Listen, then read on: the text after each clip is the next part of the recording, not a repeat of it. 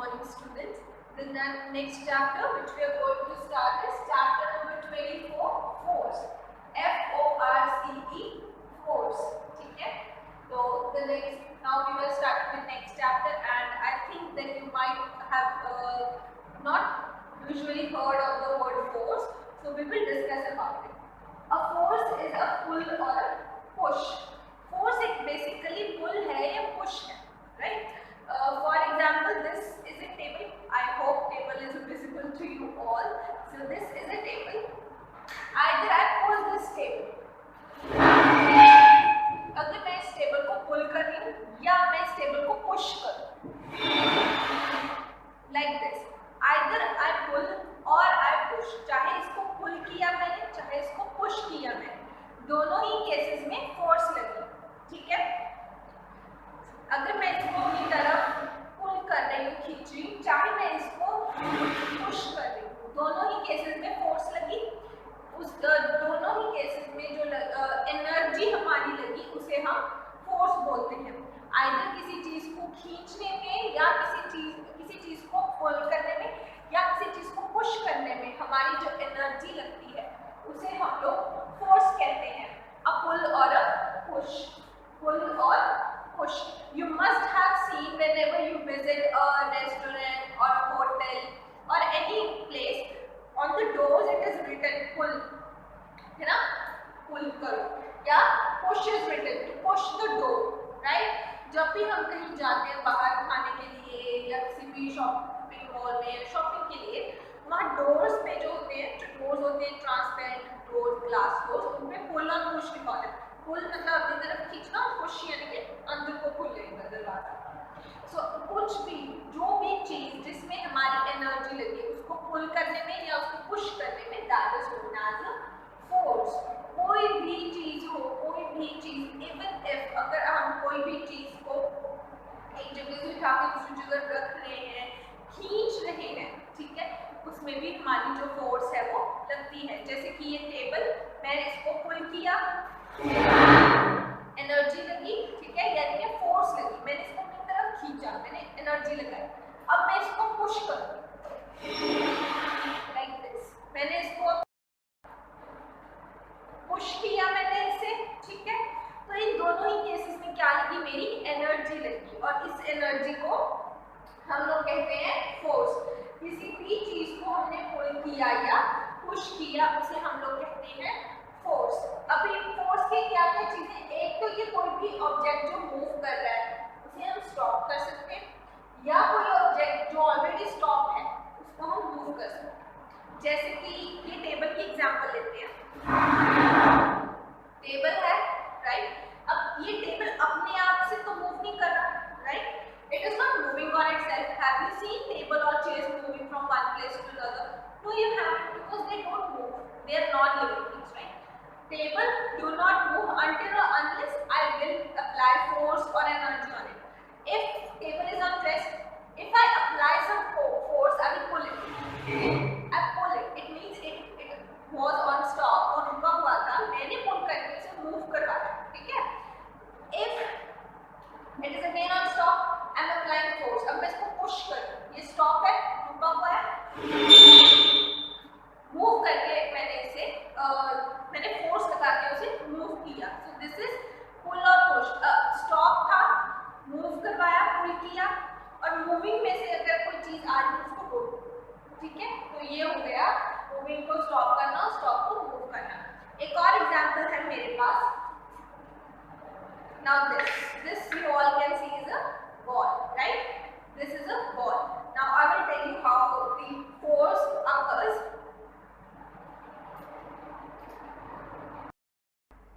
So this is a ball. You can see that this is a ball. Now this ball is at rest. Ball जो है वो rest में है, ठीक है, वो बिल्कुल भी मूव जो है वो नहीं कर रही. अब अगर मैं इस बॉल को किक करूंगी, मैंने इसको किक किया, सी बॉल जो है उसने मूव करना शुरू कर दिया. मैंने किक किया था और बॉल ने मूव करना शुरू कर दिया. अब रेस्ट पे कोई चीज है, ठीक है. अब मान लो वो बॉल को मैं आगे वॉल से मार दी हूँ, वॉल से टकरा के वो वापस आएगी, यानी कि वो मूविंग में होगी.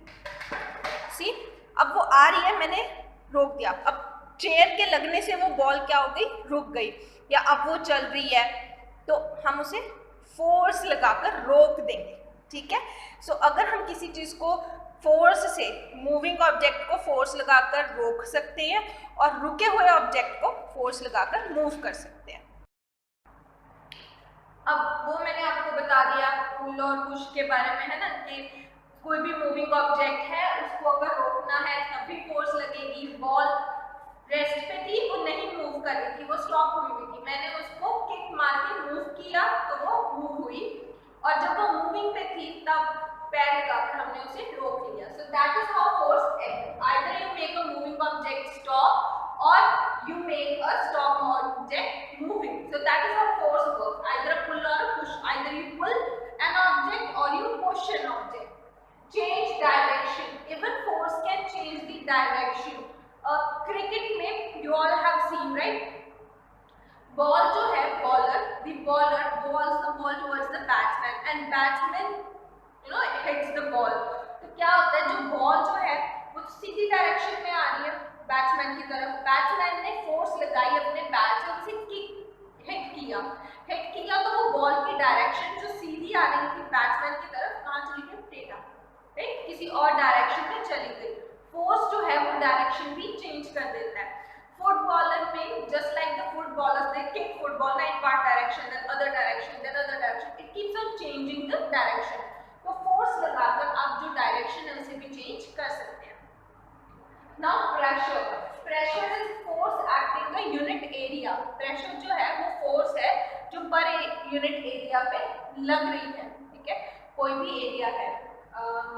अगर एरिया कम है तो प्रेशर ज्यादा लगेगा, अगर एरिया ज्यादा है तो प्रेशर कम लगेगा। I'll explain. For example, this, right? This is, you can see, is a fruit. It's a thermocol fruit. Thermocol fruit है ये, ठीक है। अभी ये एक पिन है, I am using the pin and pin is quite pointed. See, pin जो है वो काफी पॉइंटेड है, पिन पॉइंटेड है और पिन का जो एरिया है वो काफी स्मॉल है। यू कैन सी जो पिन है ये काफी पॉइंटेड और उसका एरिया भी काफी स्मॉल है, यू कैन सी, ठीक है। ये जो पॉइंटेड एरिया है, ये वाला जो, सी, ये वाला जो एरिया ना, ये वाला, सी स्टार्टिंग कितनी पॉइंटेड है, राइट, और एरिया इसका बहुत थोड़ा है। ये फ्रूट, ये पिन मैंने इसमें मारी, सी, पिन, ये पिन थी और ये पिन मैंने मारी। कितनी आसानी से पिन अंदर चलेगी, राइट, कितनी आसानी से, मेरे को बिल्कुल कुछ ज्यादा फोर्स नहीं लगाना पड़ा, कुछ नहीं, हल्का सा बस मैंने प्रेशर लगाया, ठीक है, इसके ऊपर प्रेशर लगाया और वो पिन अंदर चली गई। तो अगर एरिया कम होगा, इस हल्की सी चीज पे मैंने हल्का सा फोर्स लगाया, फोर्स एक्टिंग यूनिट एरिया, एक पर्टिकुलर एरिया पे, इस पे पिन है, पिन के जो ये वाला पॉइंट है, राइट, ये वाला जो पॉइंट है पिन के, इस पे जो फोर्स लगेगी ये मैंने लगाई और पिन अंदर चलेगी। तो force acting per unit area, एक एरिया पर कितनी फोर्स लग रही है वो सब, ठीक है, उसको हम बोलेंगे प्रेशर, कि मैंने इसके ऊपर प्रेशर लगाया। अभी स्मॉल एरिया, पिन का जो एरिया था पॉइंटेड है, पिन का एरिया काफी स्मॉल है, स्मॉल एरिया होने की वजह से वो बहुत इजीली इसके अंदर, राइट, सी कैसे इसके अंदर चला गया। I show you once again, ये पिन, ये I show you once again, this is a fruit और ये वो पिन है, ये हमने मारी और वो आराम से चली गई, यानी कि स्मॉल एरिया पर जो प्रेशर है वो ज्यादा लगता है। मेरा फोर्स ज्यादा नहीं लगा पर पॉइंटेड था एरिया, इसलिए बहुत जल्दी पिन जो है वो इसमें पिन अप हो गई। I'll give you another example. अब मान लो this pen, this is a pen, you can see this pen and it is very broad, ठीक है, पिन के कंपैरेटिव, सी पिन, ये पिन इतनी सी हल्की सी पॉइंटेड सी, सिर्फ इतनी सी पॉइंटेड सी पिन है ये, और ये पेन देखो इट्स वेरी ब्रॉड, राइट। अब ये जो पेन है इससे मैं इसमें कोशिश करूँ, मैं लगाए जा रही हूँ, फोर्स लग जाए, कुछ फर्क पड़ा, कुछ फर्क नहीं पड़ा।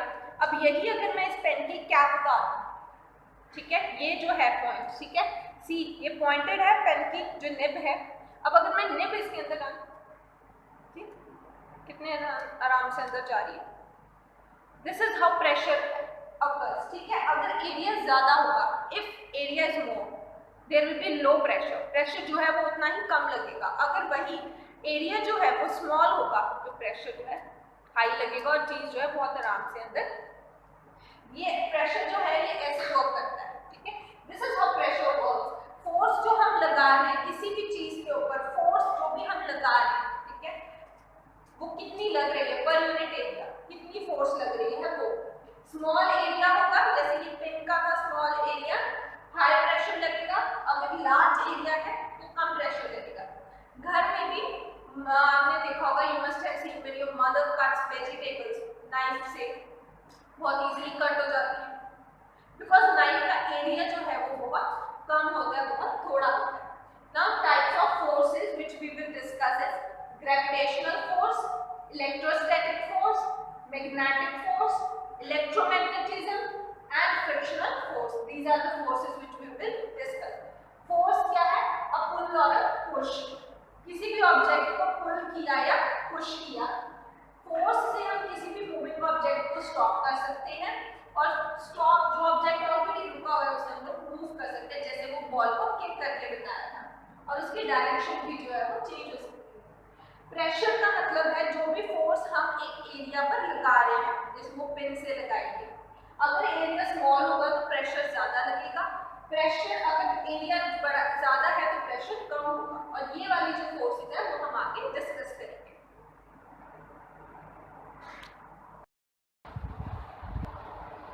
Okay, so students we are doing chapter number 24 force, right. हमने we have discuss that force is either a pull or a push. किसी भी चीज को अपनी तरफ पुल करना या उसको पुश करना, उसको हम लोग क्या कहते हैं? फोर्स कहते हैं। अब जो प्रेशर है, ठीक है, प्रेशर को प्रेशर जो है किसी भी चीज के ऊपर जब हम force acting per unit area, किसी भी एरिया पे जब हम फोर्स लगाते हैं किसी भी तरह की, उसको हम लोग प्रेशर बोलते हैं, ठीक है। फिर हमने डिस्कस किया कि बहुत सारी टाइप्स की क्या है फोर्सेस हैं, gravitational force, electrostatic force, electromagnetism, frictional force, magnetic force, flotation etcetera. Different तरह की फोर्सेस हैं। The forces which we are going to discuss today is magnetic force. MAGNETIC, magnetic force. FORCE force. MAGNETIC, magnetic force. Magnetic जो word है वो लिया गया है magnet से, ठीक है। अभी इन एंशिएंट टाइम्स, पहले बहुत पुराने समय में क्या होता था, there was a special kind of a stone. So there was a special kind of a stone, just like this is a stone, right? Wait, I'll show you. This is a stone, right? You can see this is a stone. Just like this stone, जैसे normal stone होते हैं, there was a special kind of stone. उन समय में एक special kind का stone मिलता था, पाया जाता था, जो चीजों को अपनी तरफ अट्रैक्ट करता था। जितनी भी लाइक आयरन, स्टील की जितनी भी चीजें थी उनको अपनी तरफ अट्रैक्ट करता था, उनको हम लोग कहते थे लोडस्टोन। उस समय के लोगों ने नाम दिया लोडस्टोन्स, ठीक है।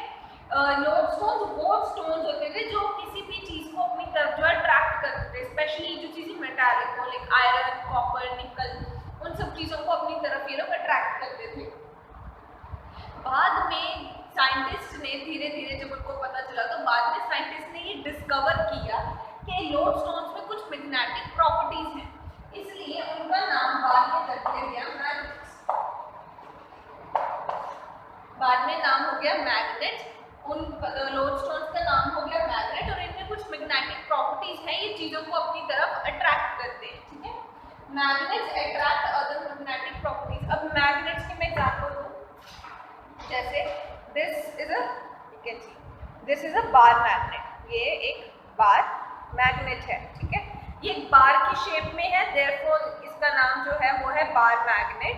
You can see this very clearly, it's a bar magnet. एक मैग्नेट है, ये चीजों को अपनी तरफ अट्रैक्ट करते हैं, जैसे फॉर एग्जांपल ये this I will show you is just an iron piece, ठीक है। ये क्या है? एक आयरन पीस है, एक नॉर्मल आयरन पीस है। ये आयरन का पीस ये magnet, now you will see the magnet, ये जो है मैग्नेट अट्रैक्ट कर गया इसको, ठीक है। ये आयरन का पीस और इसके साथ जो मैग्नेट है वो कैसे अट्रैक्ट कर गया, ठीक, like this. Even I will show you, this is in my hand and this is a magnet. धीरे से इसके पास लेके आई और ये क्या कर गया, इसको अट्रैक्ट कर गया और इसके साथ जो है वो टच करके चिपक गया। ऐसे चिपक जाती हैं जो चीज़ें ना मैग्नेट्स के साथ, दैट इज, ठीक है। अब ये जो फोर्स, ये मान लो ये मेरे हाथ में नॉर्मली पड़ा था, ये मैग्नेट मैं इसके पास लेके आई और ये इसको क्या सी कर गया ना अट्रैक्ट, तो ये फोर्स जिससे मैग्नेट जो है इस आयरन ने जो फोर्स इस मैग्नेट ने लगाई, मैग्नेट ने इसको अपनी तरफ खींचा, ये तो अपनी जगह पर ही था, सी लाइक दिस, मैग्नेट लेके गई एकदम से उसके पास आ गया, मैग्नेट ने इस आयरन नेल को अपनी तरफ खींचा, और जब कुछ चीज़ खींचते हैं, पुल करते हैं अपनी तरफ या पुश, तो उसको हम क्या कहते हैं, फोर्स कहते हैं। मैग्नेट ने आयरन नेल को अपनी तरफ जो है अट्रैक्ट किया, पुल किया, इस वजह से इसका नाम हो गया मैग्नेटिक फोर्स। जो फोर्स मैग्नेट ने लगाई इस आयरन नेल को अपनी तरफ अट्रैक्ट करने के लिए, सी अट्रैक्ट करने के लिए, इसको हम बोलते हैं मैग्नेटिक फोर्स। क्या बोलते हैं, मैग्नेटिक फोर्स। जो फोर्स एक मैग्नेट ने किसी भी आयरन की या किसी भी कॉपर की, स्टील की चीज को अपनी तरफ अट्रैक्ट करने के लिए जो फोर्स लगाई, इसको हम लोग क्या बोलते हैं, मैग्नेटिक फोर्स। क्या बोलते हैं, मैग्नेटिक फोर्स। और जैसे ये बार मैग्नेट है, ठीक है, ये बार मैग्नेट मैंने दिखाया आप लोगों को। अब जैसे कि ये बार मैग्नेट है, ठीक है, इनके जो एंड्स हैं, ये वाला जो हिस्सा है, ठीक है, बार मैग्नेट के ये जो एंड्स है ना, ये एंड्स, ठीक है, इनके जो एंड्स हैं इनको हम लोग पोल्स बोलते हैं।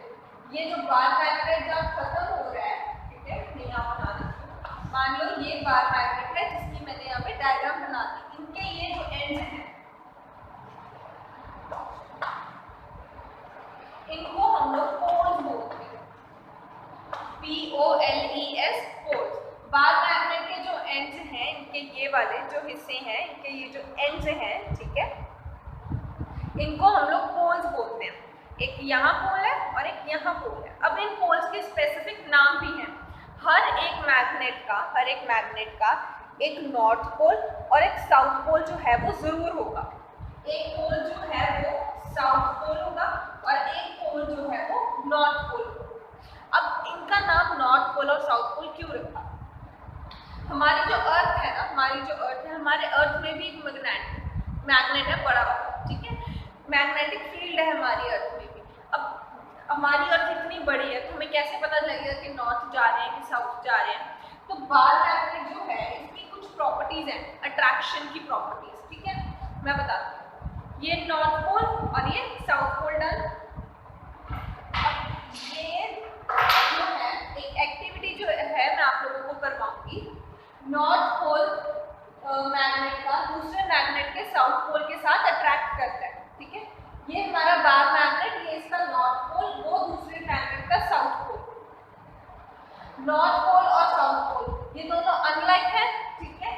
जो अनलाइक पोल्स होंगे वो एक दूसरे की तरफ अट्रैक्ट होंगे और जो लाइक पोल्स हैं वो रिपेल करेंगे, ठीक है। अगर नॉर्थ पोल होगा वो एक दूसरे को रिपेल करेंगे और अगर नॉर्थ साउथ पोल होगा तो वो एक दूसरे को अट्रैक्ट करेंगे। इसकी एक एक्टिविटी मैं अभी आपको करके दिखाती हूँ। अब हम लोग जो है एक एक्टिविटी करेंगे। ये एक बार मैग्नेट और ये मैंने आप लोगों को दिखाए थे, एक बार मैग्नेट ये और एक बार मैग्नेट ये, ठीक है। अभी क्या है कि ये दो बार मैग्नेट्स हैं, इनमें एक का नॉर्थ पोल है और एक का साउथ पोल है और दूसरे का नॉर्थ पोल और साउथ पोल है। अब हमें पता कैसे चलेगा? जो हमने पढ़ा कि नॉर्थ पोल और साउथ पोल जिनके पोल्स उल्टे होते हैं वो एक दूसरे को क्या करते हैं, अट्रैक्ट करते हैं। अब ये है, मैं इन लोगों को नजदीक, सी आपने देखा मैंने इनको यहाँ रखा और ये कैसे एक दूसरे के साथ अट्रैक्ट करके चिपक गई, right. See I am just keeping them at a distance and they are themselves attracting each other. See they are themselves attracting each other. अब ये जो फोर्स एक दूसरे पर ये मैग्नेट लगा रहे हैं, एक दूसरे को अट्रैक्ट कर रहे हैं, इस फोर्स को हम बोलते हैं मैग्नेटिक फोर्स। अब ये दोनों एक दूसरे को अपनी तरफ जो है अट्रैक्ट कर रहे हैं, तो यानी कि ये क्या हुए, अनलाइक पोल्स हुए। एक पोल नॉर्थ पोल हो गया, दूसरा क्या हो गया, साउथ पोल। अब अगर मैं इसको बदल दूँ, ठीक है, ऐसे करते हैं हम लोग। अब ये हमें पता चल गया नॉर्थ पोल और ये साउथ पोल है। अब मैं इनको नज़दीक लेके आ रही हूँ, ठीक ला रही हूँ ये, ठीक, एकदम से कैसे दूर जा रहे हैं, जैसे ही नज़दीक लेके आ रही हूँ कैसे दूर जा रहे हैं एक दूसरे के, है ना। सी, तो इसका मतलब ये दोनों एक दूसरे को क्या कर रहे हैं, रिपेल कर रहे हैं। इट मीन्स ये लाइक चार्जेस हैं। अगर यहाँ पे साउथ पोल है तो यहाँ पे भी साउथ पोल है, और अगर यहाँ नॉर्थ पोल है तो यहाँ पे भी नॉर्थ पोल। नॉर्थ पोल एक दूसरे को अट्रैक्ट नहीं करेंगे, रिपेल करेंगे। नॉर्थ पोल और साउथ पोल एक दूसरे को क्या करेंगे, सी, रिपेल करेंगे। यही अगर नॉर्थ पोल और साउथ पोल हो तो वो अट्रैक्ट करेंगे। नॉर्थ पोल और साउथ पोल एक दूसरे को क्या करेंगे, अट्रैक्ट करेंगे। ये मैग्नेट की प्रॉपर्टीज हैं कि ये चीज़ों को अपनी तरफ अट्रैक्ट करते हैं।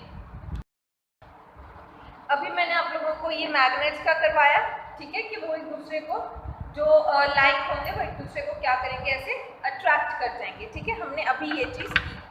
अब जो नॉर्थ पोल और साउथ पोल अलग अलग पोल्स एक दूसरे को अट्रैक्ट करेंगे। नॉर्थ पोल या क्या हो, साउथ पोल हो। अगर साउथ पोल भी हो, वो भी एक दूसरे को क्या करेंगे, रिपेल करेंगे। लाइक चार्ज सेम जो होंगे, सेम जो पोल्स होंगे वो एक दूसरे को रिपेल करेंगे। अनलाइक जो अलग अलग होंगे वो एक दूसरे को अट्रैक्ट करेंगे, ठीक है। अब जैसे मैग्नेट ने एक दूसरे पे फोर्स लगा के अट्रैक्ट किया, ठीक है। हर एक मैग्नेट का खुद का एक फील्ड, हर एक मैग्नेट का खुद का क्या होता है, एक मैग्नेटिक फील्ड होता है, ठीक है। हर एक मैग्नेट का एक मैग्नेटिक फील्ड होता है। फॉर एग्जाम्पल जैसे ये नॉर्थ साउथ है, ठीक है। अब जैसे ये दो हैं, अगर मैं इन दोनों को इतनी दूर रखूंगी ये अट्रैक्ट करेंगे नहीं, जैसे ही थोड़ा सा इनके नजदीक आएगा, ये हर एक मैग्नेट का खुद का एक फील्ड होता है, खुद का एक एरिया होता है, ठीक है। तो इनका जो खुद का एक एरिया, इतना जो इनका एरिया है, इतने एरिया के बीच में मैं अगर किसी भी मेटल की चीज को लेके आऊंगी तो वो अट्रैक्ट करेगी। फॉर एग्जाम्पल ये है मैग्नेट और ये आयरन का बार है, प्लेट है। अब इतनी दूर पे रखा तो अट्रैक्ट होगा नहीं, इतना लेके आऊंगी तब ना। तो हर एक का खुद का एक फील्ड होगा, हर मैग्नेट का अपना एक एरिया होता है। उस एरिया के अंदर जैसे कोई मेटालिक चीज आएगी ये अट्रैक्ट करेंगे। कुछ और एग्जांपल्स जो हैं वो भी मैं आप लोगों को अभी दिखाती हूँ। फॉर एग्जांपल ये है आयरन नेल्स, पहले भी किया हमने, फोर्स और प्रेशर, सी आयरन नेल्स, ठीक है। अब ये आयरन नेल जो है ये magnet, 1 2 then I have more also 3, सभी क्या कर रहे हैं इसके साथ अट्रैक्ट, और not only on the one side, on the other side also. See how many do you want, जो है ये एक दूसरे के साथ सी कैसे अट्रैक्ट कर रहे हैं, सी है ना। तो ये मैग्नेट जो है इन सब आयरन नेल्स को अपनी तरफ जो है इसने अट्रैक्ट कर लिया। अब आयरन नेल्स की जगह में प्लास्टिक है ये, ठीक है, ये एक प्लास्टिक का ब्लॉक सा है छोटा सा, इसको इसके साथ करूँ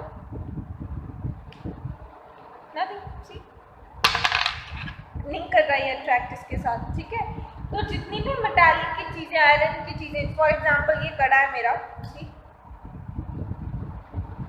कड़ा भी जो है आपका अगर आयरन का है तो वो भी जो है अट्रैक्ट कर जाता है। जितनी भी आयरन की चीजें हैं, स्टील की, कॉपर की, वो सब चीजें अट्रैक्ट हो जाती हैं। Stones no. अब डस्टर है वुड का बना हुआ है, सी वुड में भी कोई अट्रैक्शन नहीं। तो आयरन, स्टील, कॉपर, ऐसी जो चीजें हैं उन सब में जो है ये होता है। सो मैग्नेटिक फोर्स जो है, मैग्नेट्स की वो फोर्स जिससे वो चीजों को अपनी तरफ अट्रैक्ट करते हैं, unlike poles, north south, south north एक दूसरे की तरफ अट्रैक्ट करेंगे, नॉर्थ नॉर्थ और साउथ साउथ रिपेल करेंगे। हर एक मैग्नेट का खुद का एक फील्ड होता है, एक एरिया होता है, जैसे उस एरिया में कोई मेटालिक चीज आएगी वो उसको अट्रैक्ट करेंगे। जो एंड्स होते हैं बार मैग्नेट के, उनके एंड्स को हम लोग क्या करते हैं, पोल्स, एक नॉर्थ पोल और एक south pole. So we were doing the forces, the types of forces. We have done frictional force and magnetic force. Now we will do the electrostatic force. ELECTROSTATIC, electrostatic force. ELECTROSTATIC,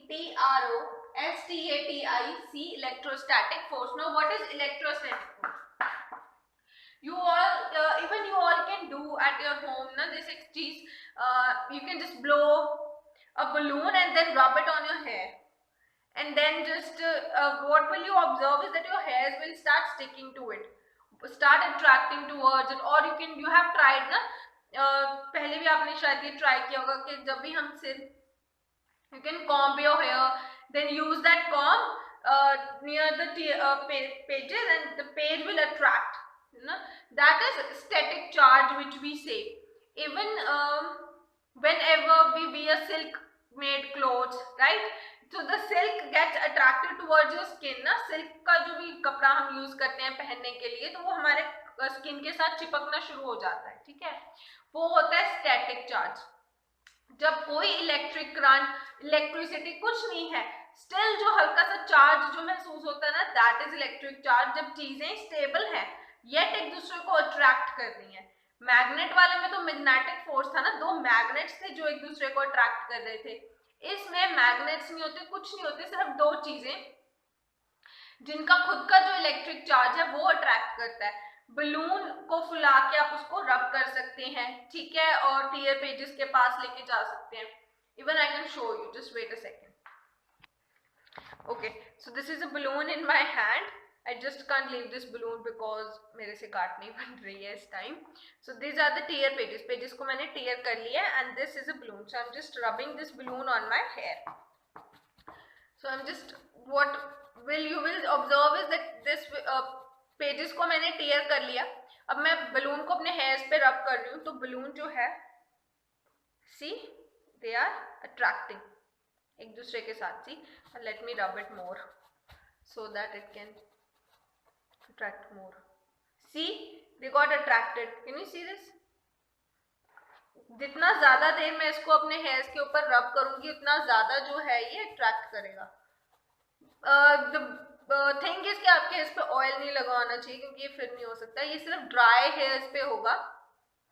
See, they got attracted. See, तो ये चीज जो है इसे हम static charge बोलते हैं। ये चार्ज बहुत हल्का होता है, ठीक है, तो ये चार्ज जो है वो बहुत हल्का होता है, ठीक है। बलून को मैंने रब किया अपने हेयर्स पर और फिर जो है पेजेस जो थे वो जो है बलून के साथ जो है बलून की तरफ अट्रैक्ट होने शुरू हो गए और उस पे चिपकने जो है वो शुरू हो गए, ठीक है।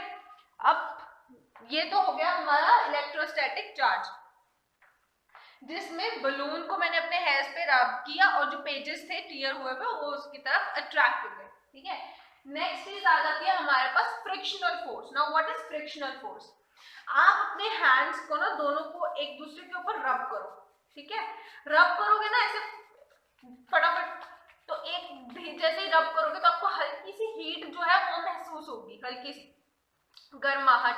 ठंड में भी हम लोग करते हैं ना ऐसे फटाफट हैंड्स रब करके, हीट जो है वो महसूस होती है। जब हम हैंड्स रब करते हैं तो हम फोर्स लगाते हैं, ठीक है, एक दूसरे की तरफ। कैसे रब करने हैं हैंड्स और हम लोग फोर्स लगाते हैं, ठीक है।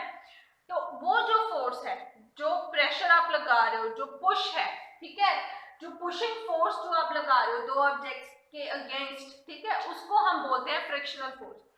चलते हुए भी या कोई भी दो ऑब्जेक्ट्स लेके आप उनको रब करवा सकते हो, तो hands is a very like hands को रब करवा रहे हो, फोर्स लगा रहे हो, एक हैंड को दूसरे हैंड पे पुश कर रहे हो ताकि वो स्लाइड हो सके, राइट। तो जब आप पुश करते हो ऐसे तो फोर्स जो है, जो फ्रिक्शन है, रफ सरफेस होता है, हमारे हैंड्स के रफ सरफेस एक दूसरे के साथ ग्लाइड होंगे, स्लाइड होंगे और हीट जो है वो प्रोड्यूस होती है। इवन कि हमारा फ्लोर जो है वो रफ होता है, हमारे जो आपने शूज होंगे देखा होगा उनके नीचे ना डिजाइन से बने होते हैं, कभी भी बिल्कुल प्लेन नहीं होंगे। वो क्यों प्लेन नहीं होते? अगर कोई सरफेस प्लेन होगा तो जो चीजें हैं वो रुक नहीं पाएंगी, तो ऐसे तो हम जस्ट ना स्लिप करते रहते हैं। तो जो फोर्स है फ्रिक्शनल फोर्स वो हमें चलने में बहुत मदद करती है, ठीक है। अगर कहीं पे फर्श पे पानी गिरा हुआ होगा, ठीक है, तो हम नहीं चल पाएंगे, ठीक है, स्लिपरी हो जाता है, फ्रिक्शन खत्म हो जाती है, ठीक है। ऐसे ही बहुत सारे व्हीकल्स हैं जिनमें जो है वो ग्रीस लगाई जाती है सो दैट मशीन्स बहुत इजीली जो है स्मूथली वर्क करती रहे। फ्रिक्शन चलने के लिए अच्छी है। अगर मशीन्स में फ्रिक्शन हो, मशीन्स के कोई पार्ट एक दूसरे से ऐसे ग्लाइड कर रहे हैं तो वो खराब हो जाते हैं, इसलिए वो ग्रीस या मशीनरी ऑयल जो है वो यूज करते हैं, ठीक है। तो फ्रिक्शनल फोर्स हमें चलने के लिए हेल्प करता है। हमारे फुट जो है फ्लोर के ऊपर हम लोग ऐसे रखते हैं, चलते हैं, तो वो फ्रिक्शनल फोर्स होता है। रफ सर्फेसेस एक दूसरे की तरफ ग्लाइड करते हैं ना, तो जो पुश वाली फोर्स लगाते हैं हम लोग, ठीक है, that is frictional force. So we were doing forces and these are the last two forces, the electromagnetism and flotation. These are the last two topics, then the chapter will get finished. Now what is electromagnetism? Electromagnetism is made of two words, electro and magnetism, which means electric current or electricity and plus magnets. ठीक है, ये कैसे होता है? Now this is a iron, कोई भी iron bar या iron के आप नेल ले सकते हो, जैसे घर में आयरन नेल्स होती हैं, उसके ऊपर आप वायर को जो है रैप कर सकते हैं। Now how it is done I will show you. Let's take an example of my dupatta only and just think that this is an iron nail. So what you will do it, you will just roll it over itself, ऐसे, ठीक है, ऐसे wire जो है ऐसे, ठीक है, उसके ऊपर से ऐसे वायर जो है हम रोल करते हैं आयरन नेल के ऊपर। तो जब आयरन नेल के ऊपर हम ऐसे वायर रोल करेंगे और आगे उसको हमने बैटरी, कोई भी सेल जो है आप ले लो, ठीक है, सेल के साथ हमने अटैच कर दिया, ठीक है, तो क्या आयरन नेल पे वायर जो है हमने रोल की, कॉइल की, और उस वायर को फिर आगे हमने सेल से अटैच कर दिया। तो जैसे ही करंट पास होगा ना सेल में से, जैसे ही जो करंट है वो पास होगा, ये जो है ना इसमें मैग्नेटिज्म आ जाएगा, ठीक है, ये एक मैग्नेट की तरह काम करने लगेगी। फिर जितने भी मेटल की चीज होंगी, जैसे आयरन होगा वो इसकी तरफ अट्रैक्ट करने लग जाएगा, पिन्स है जितनी, उन सबको ये अट्रैक्ट करने लग जाएगा, फिर ये एक मैग्नेट बन जाएगा, ठीक है। जैसे मैग्नेट का वो मैग्नेट बार थी ना, बार मैग्नेट था ऐसे वाला, जिसके एक तरफ नॉर्थ और एक तरफ साउथ था, राइट। तो जब हमने आयरन नेल पे वायर को कॉइल कर दिया, आगे उसको सेल से जोड़ दिया, तो वो क्या बन जाएगी? तो वो मैग्नेट बन जाएगा। So this was the electromagnetism. फिर ये चीज मैग्नेट बन जाएगी, और जैसे मैग्नेट जो था मेटल की चीजें, आयरन, एल्यूमिनियम, सबको अट्रैक्ट करता था, वैसे ही ऐसे भी अट्रैक्ट करना शुरू कर देगी। So this is electromagnetism. Now comes to flotation. कि फ्लोटेशन क्या है? पानी में जो जो चीजें फ्लोट करें, तो जो वो प्रोसेस है, जो फोर्स लगेगी, that is a flotation one. Upthrust क्या होता है? पानी में हमने कोई भी चीज डाली तो उसने कितनी स्पेस ली, कितना पानी जो है वो डिस्प्लेस हुआ, पानी में कितनी जगह ली, ठीक है, दैट इज वाटर अपथर्स्ट। ब्यूएंसी होती है कि वो फ्लोट करने की टेंडेंसी, कौन सी चीज फ्लोट कर पा रही है, कौन सी नहीं। Now this I will show you. जैसे अपथर्स्ट का है, now this again of water, ये स्टोन है। अब वाटर का लेवल कहाँ है? यहाँ पे है, ठीक है, यू कैन सी वाटर का लेवल कहाँ है, यहाँ है। मैंने इसमें स्टोन डाला, वाटर का लेवल जो है वो इंक्रीज हो गया, है ना, कहाँ था और कहाँ पहुंच गया, ठीक है। तो ऐसी जो चीजें होती हैं, ठीक है, जिनसे जो वाटर डिस्प्लेस हुआ, तो वो अपथर्स्ट हुआ। चलो हम ठीक है, अगर देखो वाटर का लेवल यहाँ है, यहाँ, ठीक है, कितना डिस्टेंस है यहाँ से, इतना कितना, इतना डिस्टेंस है, राइट। अब स्टोन मैंने डाला, सी वाटर का लेवल कितना, इतना, इतना सा रह गया, पहले इतना था, तो वाटर का लेवल इंक्रीज हो गया। स्टोन डालने से जितना पानी जो है वो डिस्प्लेस हुआ, स्टोन डालने से पानी में जितनी जगह पत्थर ने ली, स्टोन ने ली, वो होगी अपथर्स्ट, ठीक है, कि कितना पानी जो है वो डिस्प्लेस हुआ, कितने पानी की जगह जो है उसने स्टोन ने ले ली। अब ब्यूएंसी होती है टेंडेंसी टू फ्लोट, ठीक है। स्टोन डाला मैंने, वो एकदम से नीचे बैठ गया, वो फ्लोट नहीं कर रहा वाटर पे। Now I will take an example, this is a sharpener, I am putting it in sharpener भी। I have a lot of things now. This is a very lightweight letters, जो छोटे बच्चों के लिए होते हैं, letters जो हैं जो stick करते हैं wall पे। Now let's see. Okay, it's floating. You can see, ठीक है, वो touch नहीं कर रहा है and it's floating only. Now let's see. I have one more. What will it do?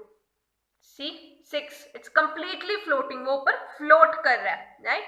तो जो चीजें पानी में ऊपर float करती हैं, ठीक है, वो तो उनका हो गया buoyancy, BUOYANC, इसकी टेंडेंसी फ्लोट करने की।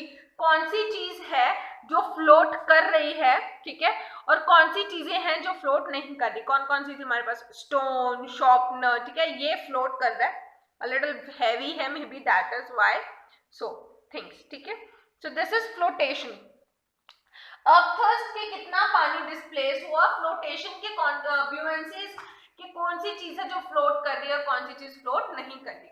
सो this is all about your chapter force. Force which we are discussing is gravitational force, GRAVITATIONAL, gravitational force. Next force है gravitational force, GRAVITATIONAL, gravitational force. Gravitational force का जो word है that comes from gravity. Gravity एक force of attraction है। जैसे magnetic force हमने की, उसमें क्या था कि मैग्नेट्स जो है सिर्फ आयरन और कॉपर की चीजों को अपनी तरफ अट्रैक्ट कर रहे थे, बट ग्रेविटी में जो है ग्रेविटेशनल फोर्स है, ये जो फोर्स ऑफ अट्रैक्शन है, ये सभी ऑब्जेक्ट्स के लिए, ग्रेविटी जो है वो सभी ऑब्जेक्ट्स को अपनी तरफ जो है वो अट्रैक्ट करते हैं।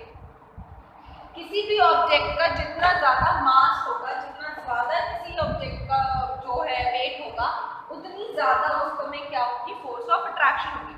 फॉर एग्जांपल हमारा प्लैनेट जो अर्थ है, राइट, अर्थ का मास जो है वो कितना बड़ा है, राइट, अर्थ इज ह्यूज, ठीक है। तो मैंने ग्लोब दिखाया था आपको पहले, ठीक है, even I can show you once again. This globe is a model representation of our planet Earth. ये जो ग्लोब है, हमारा जो प्लैनेट अर्थ है, उसका एक मॉडल रिप्रेजेंटेशन है, ठीक है। तो ये जो ग्लोब था, मॉडल रिप्रेजेंटेशन, तो हमारी अर्थ जो है वो बहुत ज्यादा बड़ी है, बहुत ज्यादा, ठीक है। तो हमारी जो अर्थ है, इसका मास बहुत ज्यादा है, राइट, तो इट मीन्स इसमें ग्रेविटी भी है जो उतनी ही ज्यादा होगी। हर एक चीज में फोर्स ऑफ अट्रैक्शन है, हर एक चीज, ऑब्जेक्ट दूसरे ऑब्जेक्ट में फोर्स ऑफ अट्रैक्शन है, वो अट्रैक्ट करते हैं दूसरे को। जितना ज्यादा मास उतनी ज्यादा फोर्स ऑफ अट्रैक्शन। हमारी अर्थ में भी ग्रेविटी है, हमारा जो वेट है और अर्थ का वेट है। अब अर्थ कितनी बड़ी है ना, और हम उसके सामने कुछ भी नहीं है, तो हमारा जो वेट है वो बहुत थोड़ा है, इसलिए हमारे में फोर्स ऑफ अट्रैक्शन जो है अर्थ के कंपैरिजन बहुत थोड़ी है। अर्थ का वेट जो है और मास जो है वो बहुत ज्यादा है, इसी वजह से इसमें ग्रेविटेशनल फोर्स भी ज्यादा है। ग्रेविटेशनल फोर्स का मतलब है अपनी तरफ अट्रैक्ट करना। For example now this is a ball, ये बॉल है, ठीक है। अब अगर मैं इस बॉल को फेंक दूं, बॉल जो है वो नीचे गिर गई, ठीक है। अब अगर मैं इस बॉल को ऊपर उछालूं, मैंने बॉल को ऊपर उछाला, मैंने तो ऊपर हवा में उछाला तो बॉल ऊपर जाएगी, पर बॉल ऊपर जाने की बजाय कहाँ गई, नीचे आ गई। So this is what gravitational force is, that earth keeps attracting things, earth attracts thing toward herself. For example I throw this ball in a upward direction, right, once again I am throwing, I throw this ball in an upward direction, but it is coming again and again towards the ground. मैं जितनी भी बार इस ball को ऊपर हवा में गिर रही हूँ, वो उतनी बार क्या कर रही है, नीचे गिर रही है, right. Why? Because of the gravitational force of our planet Earth.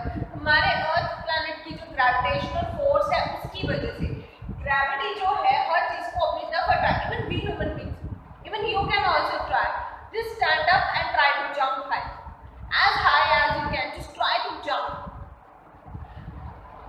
जितनी मर्जी ताकत से, जितना मर्जी ऊंचा जंप लगा लें, आप वापस जो है धरती पर लैंड हो गए, ठीक है। ऐसा तो है नहीं कि मैंने बॉल को ऊपर हवा में उछाला, वो हवा में ही रह गई, वो नीचे आएगी। हर वो चीज जिसको भी आप ऊपर उछालेंगे वो वापस जो है अर्थ की तरफ आएगी, बिकॉज अर्थ में ग्रेविटेशनल फोर्स है, वो हर चीज को अपनी तरफ अट्रैक्ट करके रखती है। हम जंप करें, ठीक है, ऊपर उछले किसी भी चीज को, for example even I don't have much things, this is an eraser, I will give an example of eraser. जितनी मर्जी मैं इस इरेजर को ऊपर उछाल, वापस वो क्या आ रही है, नीचे अर्थ की तरफ ही आ रही है, क्योंकि अर्थ में फोर्स ऑफ अट्रैक्शन है, ग्रेविटी है। इसीलिए हम ह्यूमन बीइंग्स हमेशा अर्थ के साथ ही अट्रैक्ट हुए रहते हैं। जिस भी ऑब्जेक्ट का जितना ज्यादा मास होगा उतनी हाई उसकी क्या होगी, ग्रेविटी होगी, ठीक है।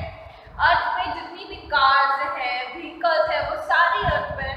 हम लोग हैं human beings, even if we try to jump, जब भी हम जंप करने की कोशिश करते हैं, स्टिल अगर अर्थ में ग्रेविटी ना हो, if there will be no gravity on planet Earth, then we will be flying in space. हम लोग स्पेस में फ्लाई कर रहे होंगे। ये अर्थ का ग्रेविटेशनल फोर्स ही है which keeps us attracted to our planet. If there will be no gravitational force, अगर ग्रेविटेशनल फोर्स नहीं हुआ तो अगर एक हल्की सी भी अगर हम लोगों ने जंप लगाई ना तो हम सीधा स्पेस में चले जाएंगे, ठीक है।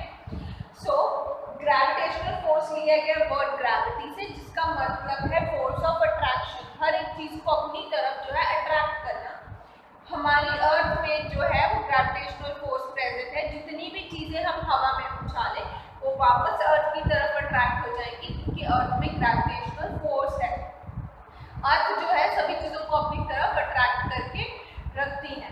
So this is gravitational force, gravity force of attraction.